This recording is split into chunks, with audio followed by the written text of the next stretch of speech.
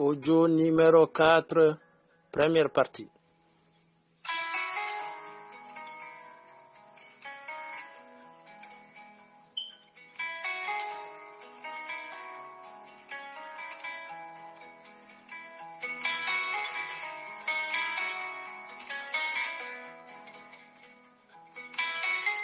Au nom de Dieu clément et miséricordieux, paix et salut sur le sceau des prophètes qui a dit dans l'un des hadiths authentifiés que celui qui meurt dans la préservation de ses biens est un martyr, que celui qui meurt dans la protection de son intégrité physique est un martyr, que celui qui meurt dans la sauvegarde et la valorisation de son identité est un martyr.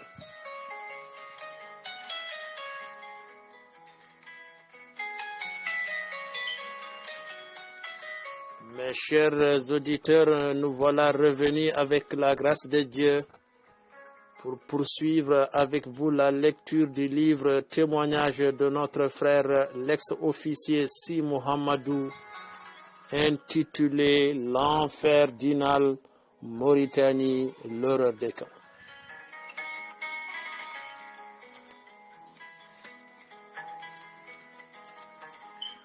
À la page 32, le natif de Belinabe dans le Hirnangue Bossaya, l'ex-officier témoigne.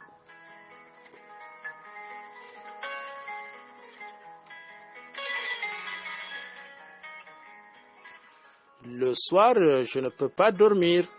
Je tente, à travers les hurlements de douleur, d'identifier les voix des suppliciés, mais impossible. L'obscurité est déchirée par cette clameur sauvage. Quand elle s'arrête, la nuit est déjà très avancée. Un camion vient d'arriver avec d'autres prisonniers.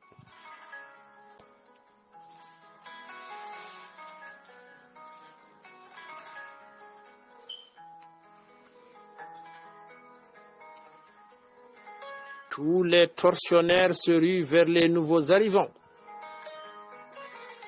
Des cris fusent.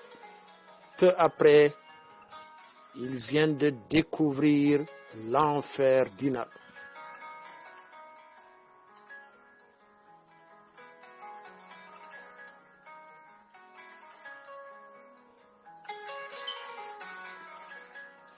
Ici, quand les cris cessent quelque part, c'est pour reprendre aussitôt ailleurs.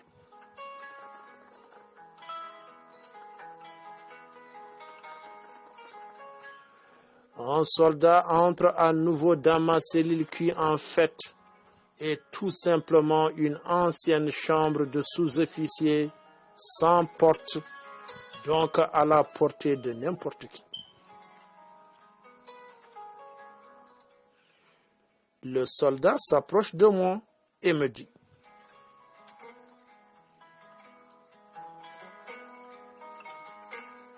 mon lieutenant, il faut raconter n'importe quoi pour qu'il te laisse en paix.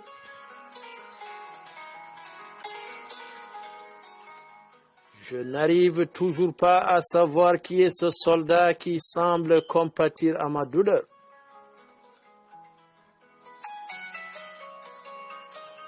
Sa voix est presque suppliante. Son comportement est vraiment différent des autres soldats tortionnaires. Je suis sûr qu'il aimerait se trouver ailleurs que dans ce coin perdu. J'apprendrai beaucoup plus tard qu'il appartient au premier groupe de prisonniers arrêtés à Alec. En effet, les arrestations ont commencé à Alec dans le sud de la Mauritanie.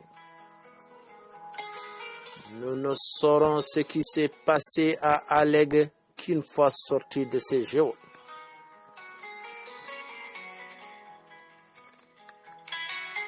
Youba Keita, c'est son nom, est arrivé à Nouadhibou avec un groupe de 25 prisonniers. Il est métis de mère Haratine, descendante d'esclaves de Maure et d'un père négro-mauritanien.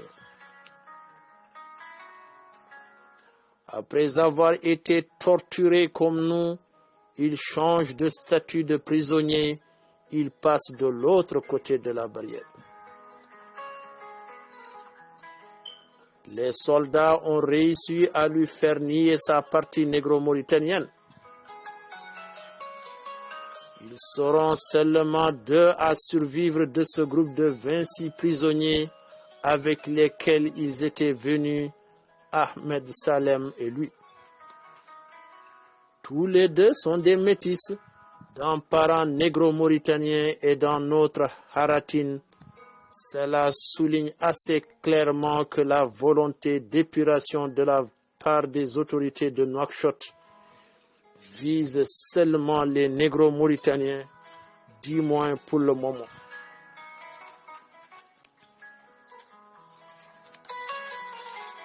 Tandis qu'Ahmed Salem rivalise de cruauté avec ses anciens tortionnaires, Youba lui cherche toujours à donner des conseils aux prisonniers dès qu'il en a la possibilité. Ce qui, bien entendu, ne l'a pas empêché de prendre part au passage à tabac. Il faut bien justifier son statut. Je n'aurais aucun mal à le neutraliser si j'avais les mains libres. En principe, un train devrait passer dans 1 heure environ, si mes souvenirs sont exacts. Pourquoi ne pas tenter ma chance? Je lui demande à boire. Il me ramène peu après de l'eau dans une gamelle et me fait boire en tenant le récipient. Je demande alors à aller me soulager, mais il va chercher un gradé pour la seconde doléance. Il me retire les mains des pieds et me dit de sortir. Il fait frais à l'extérieur. Une nuit sans lune, mais pleine d'étoiles. Je me déplace à petits pas de 30 cm environ. C'est la longueur que me permet ma chaîne.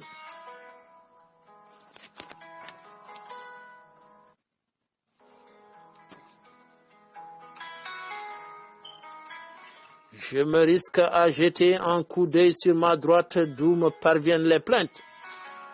Je découvre les masses sombres et menaçantes de 2 camions bâchés. Je n'ai pas entendu arriver le deuxième. Je distingue également des ombres qui s'acharnent sur des formes étendues au sol. Des autres baraquements à ma gauche montent d'autres cris. Une de ces voix répète sans cesse: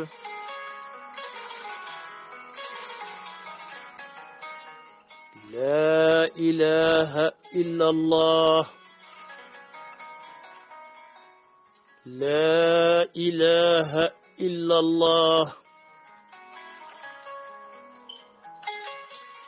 La ilaha illallah. Il n'y a de Dieu qu'Allah.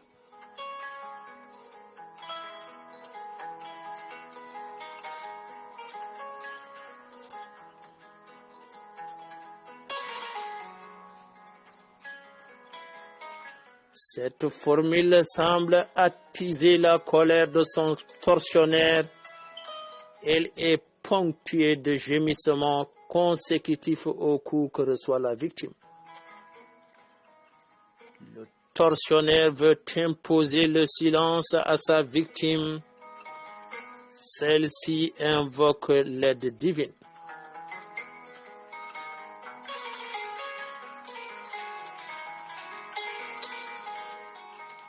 Des gémissements, des plaintes et des cris de douleur.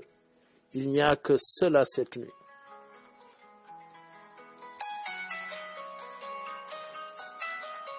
J'atteins la digue, mais le plus dur reste à faire.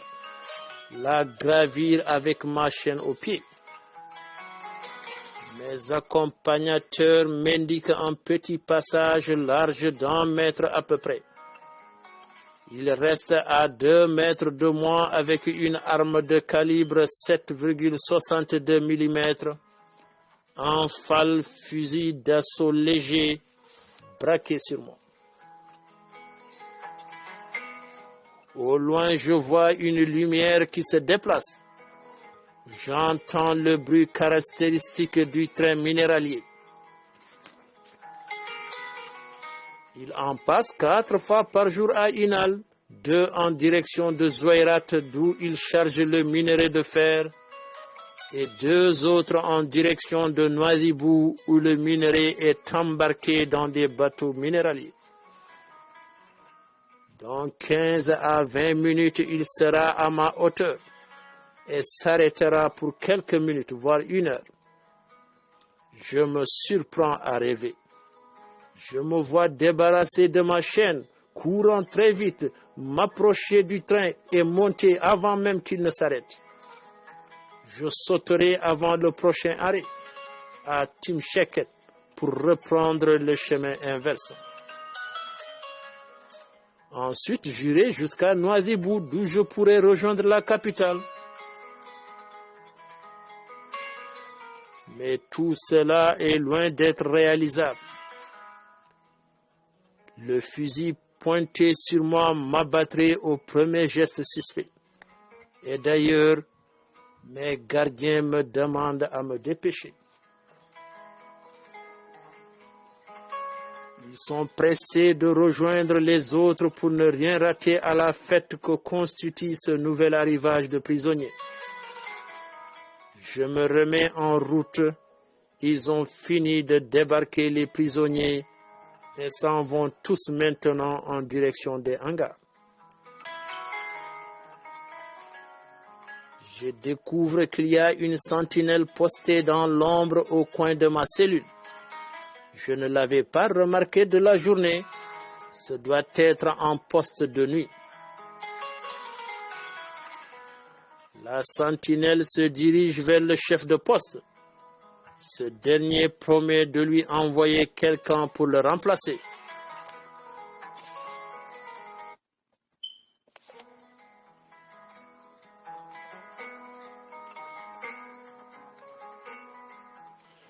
Je reprends ma place près du poteau. Mes mains sont à nouveau attachées. Il m'abandonne et court rejoindre les autres. Je termine la nuit à essayer de chasser tous ces cris de mon esprit.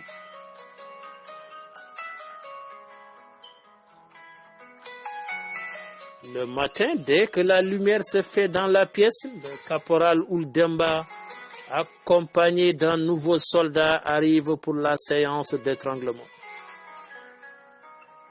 Les jours suivants se passent de la même façon, avec leur cortège de camions bâchés qui déclenche toujours une ruée de tortionnaires vers les nouveaux arrivants. Les inévitables passages à tabac et les tout aussi inévitables séances d'étranglement.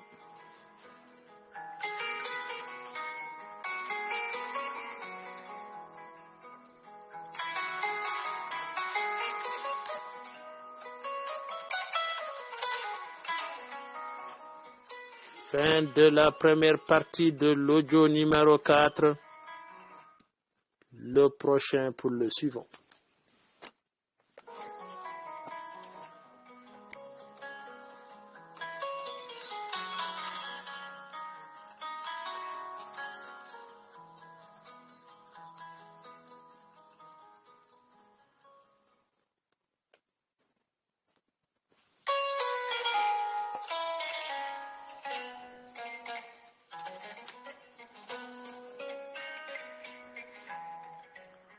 Audio numéro 4, deuxième et dernière partie.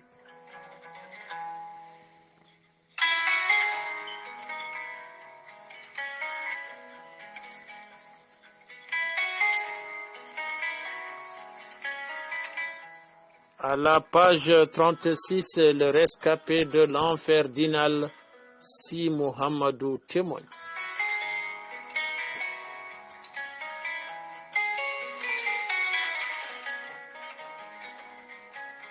Au quatrième jour, le lieutenant Yezid Moulay Eli, officier de renseignement de la région, entre dans la pièce.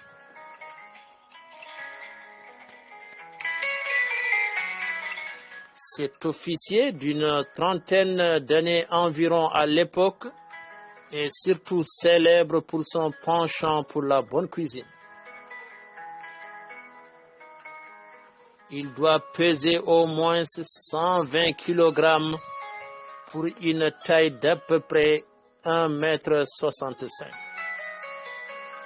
Il me regarde tout droit dans les yeux et me dit: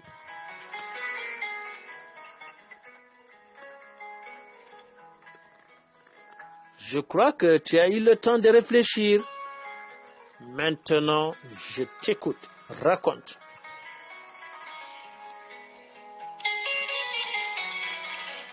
Cela fait 4 jours qu'on me demande la même chose.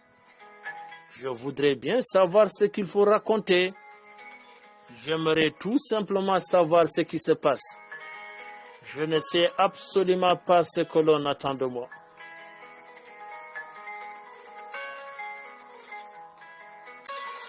Ne me raconte pas de conneries, tu sais très bien ce que je veux ici. Sais-tu que ton ami Sal est là? Lui nous a tout raconté, il n'a pas nié. Mais puisque tu veux jouer les durs, on va voir. Et sur ces mots, il sort pour revenir quelques heures plus tard.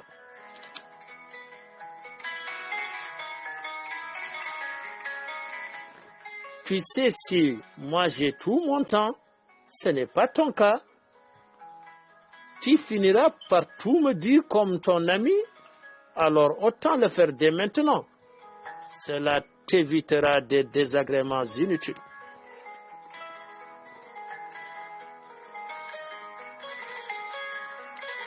Je ne vois toujours pas où vous voulez en venir.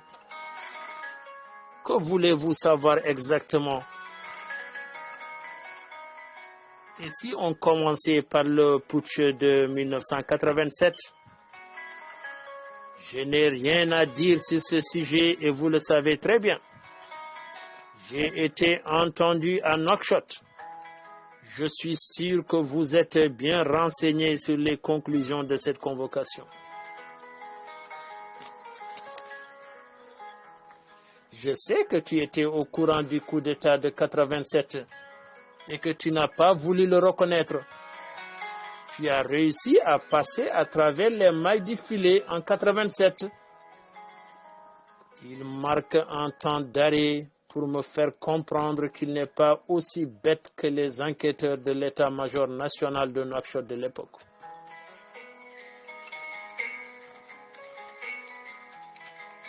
En plus, pendant le conflit sénégalo-mauritanien, tu as pratiquement protégé les Sénégalais.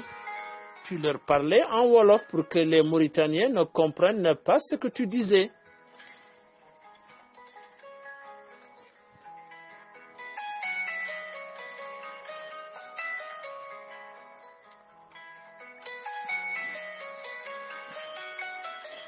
Le Wolof est la langue nationale du Sénégal. Mais Yezid oublie qu'en Mauritanie, il y a une communauté Wolof au même titre que les Soninké, les Peuls, les Haratines et les Maures. En fait, depuis le conflit survenu entre le Sénégal et la Mauritanie en 1989, tout ce qui se rapproche du Wolof est désormais sénégalais, pour ne pas dire tout ce qui est noir. Certains responsables morts en sont même venus à carrément changer leur nom, tout simplement parce qu'ils étaient d'origine négro-mauritanienne ou simplement pour témoigner au pouvoir leur degré de patriotisme.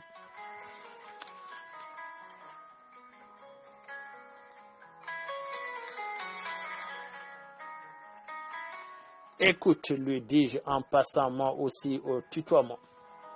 Je crois que notre conception de la protection des personnes n'est pas la même. Le colonel Boylil m'avait dit de mettre ces Sénégalais entre guillemets en sécurité en attendant la mise en place du dispositif de leur rapatriement entre guillemets. Il ne m'a à aucun moment été dit que je devais être violent avec ces personnes.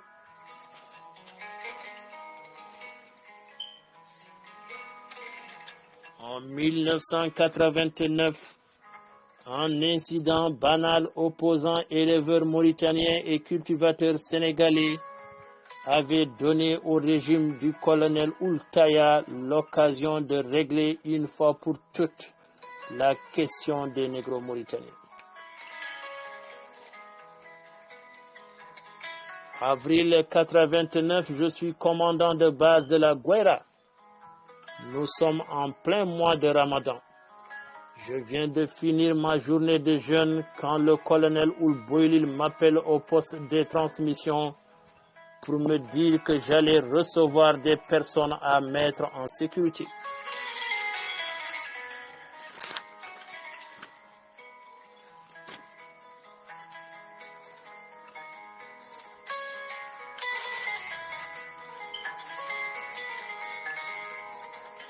Sur le moment, je n'en apprendrai pas plus. Je m'attends à voir débarquer 4 ou 5 personnes. J'ai appris qu'il y a eu des manifestations à Nouadhibou. Je me suis donc dit qu'il doit sûrement s'agir des meneurs des manifestations. Certainement, le colonel veut mettre les meneurs à l'abri en attendant que la situation se calme. C'est bien la première fois que pareille situation m'arrive.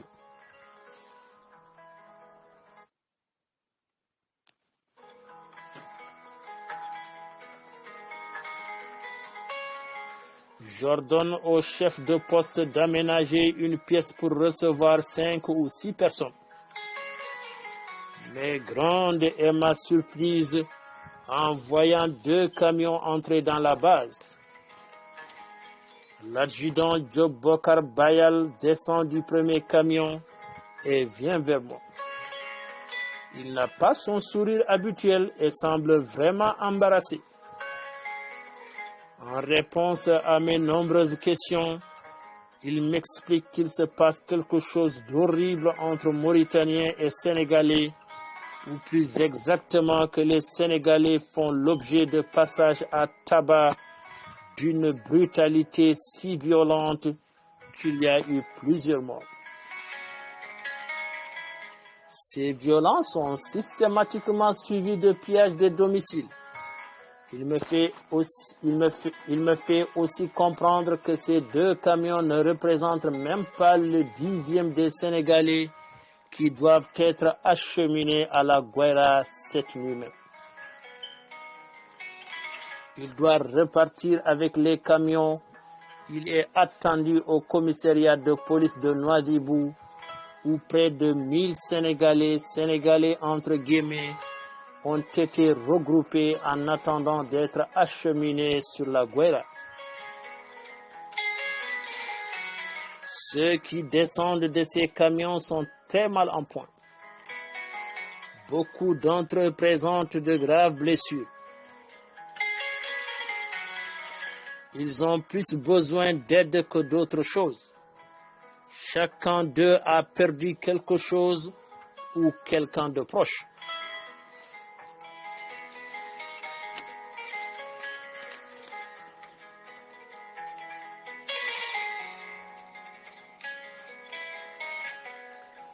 Je me mets au travail pour essayer de trouver de la place pour tout le monde.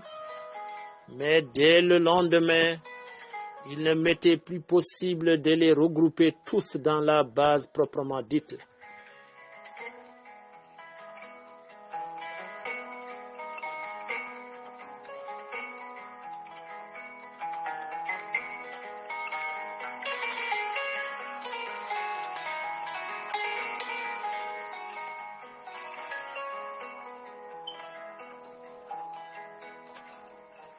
Le va-et-vient des camions dure toute la nuit et les jours suivants.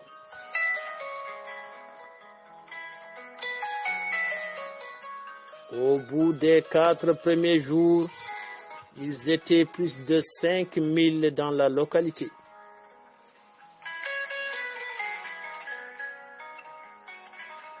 Il y avait plusieurs nationalités, des Sénégalais, des Maliens, des Guinéens, des Bissau-Guinéens et des Mauritaniens.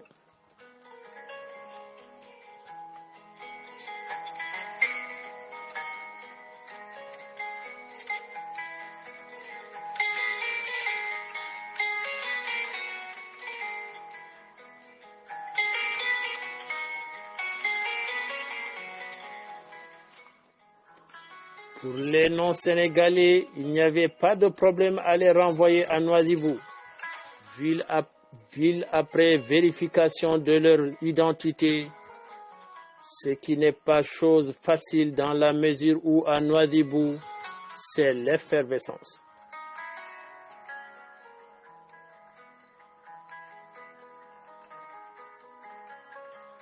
Les contrôles sauvages se multiplient. Ceux qui en sont victimes se voient retirer et déchirer leurs papiers avant d'être pillés puis embarqués dans les camions pour la Guaira.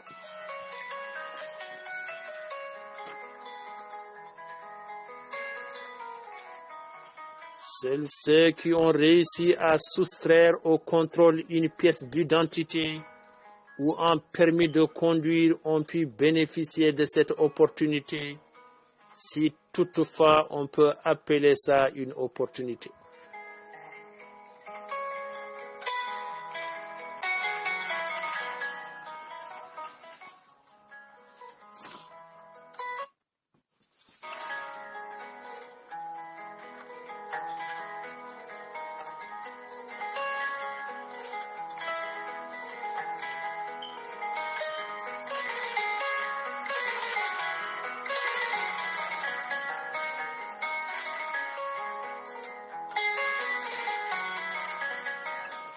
Pour les non-sénégalais, il n'y avait pas de problème à les renvoyer à Nouadhibou-Ville après vérification de leur identité, ce qui n'est pas chose facile dans la mesure où à Nouadhibou, c'est l'effervescence.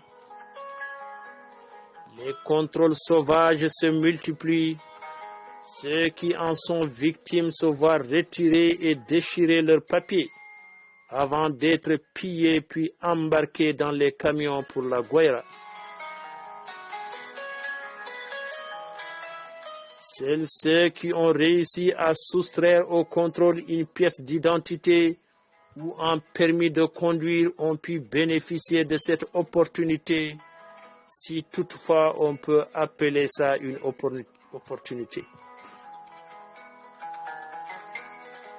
Il se peut très bien qu'il retombe entre les mains d'autres casseurs.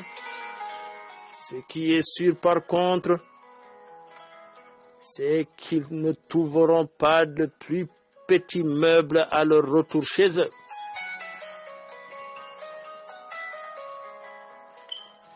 Je me suis fixé comme objectif de rassurer tout ce monde en leur apportant un soutien moral.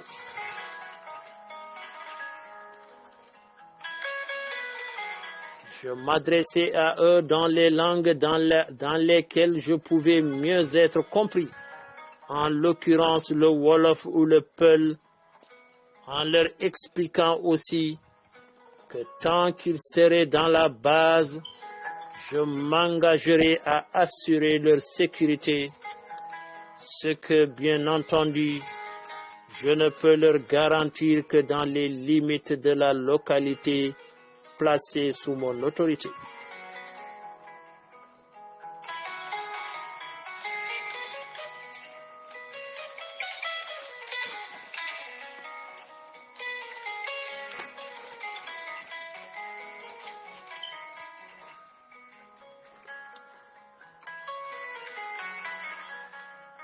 Fin de la deuxième et dernière partie de l'audio numéro 4.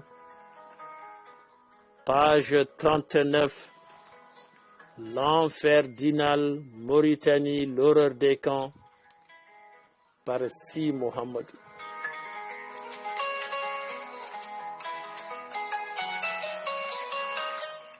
Salli ala Muhammad.